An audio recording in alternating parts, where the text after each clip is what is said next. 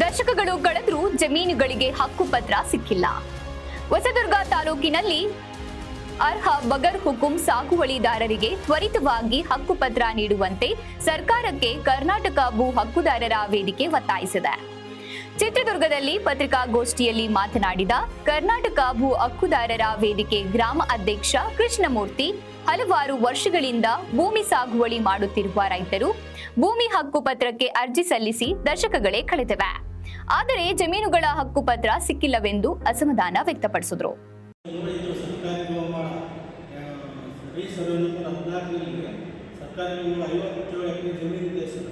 ಇದು ಕಡವಾಳಪೇಟೆ ಮತ್ತು ಬಂಡಾಪುರಕ್ಕೆ ಮೀಸಲಾತಿ ಜನಕರಗಳಿಗೆ ಮಾತ್ರ ಇದೆ. ಅದರಲ್ಲಿ ಇವರು ಎಲ್ಲ ಪಾಲನ್ನು ಅವರ ಅಂಟಗಳು ಮೂರು ಸೇರಿ ಸುಮಾರು ಜಮೀನನ್ನು ಒತ್ತುವರಿ ಮಾಡಿದ್ದಾರೆ. ಆಮೇಲೆ ದೇವಸ್ಥಾನಕ್ಕೆ ಆಡಳಿತ ಅಂತ ಇದೆ, ಅದು 4 ಎಕರೆ ಇದೆ. ಅದನ್ನು ಸಹ ನಂದೇ ಅಂತ ಹೇಳಿ ಅದನ್ನು ಸಹ ಬೇರೆ ದೌರ್ಜನ್ಯದಿಂದ ಬೇರೆಯವರಿಗೆ ದಾನ ಮಾಡ್ತಾನೆ ಸ್ವಂತ ಜಮೀನನ್ನು. ಅದು ದೇವಸ್ಥಾನ ಆಂಜನೇಯ ಸ್ವಾಮಿ ದೇವಸ್ಥಾನ ಬಿಟ್ಟಿದ್ವಿ ಸರ್.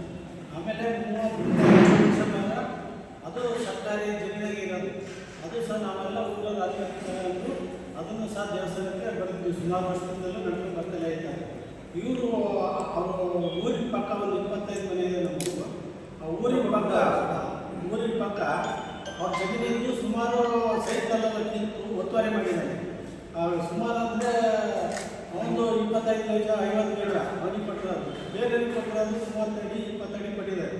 ಅವರು ಅಷ್ಟು ನಂದಿ ಸೈಡ್ ಅಂತೇಳಿ ಸುಮಾರು ಜನಕ್ಕೆ ಭಾಳ 20-30 ವರ್ಷದಲ್ಲಿ ಕಾಚಾರ ಕೊಟ್ಟಂತೆ ಬಂದಂತೆ.